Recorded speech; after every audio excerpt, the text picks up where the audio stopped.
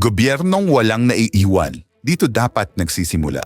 Matagal nang may mga Pilipinong hindi naririnig, hindi napapansin at hindi naaabot ng sistema. Lalo na ang mga kapatid nating Muslim na hanggang ngayon hirap pa ring makakuha ng patas, mabilis at maayos na serbisyo mula sa gobyerno. Kaya isinulong ni Senator Robin Padilla ang RA 12304 na naglalayong palakasin ang National Commission on Muslim Filipinos o MCMF sa larangan ng legal na karapatan ng mga Muslim.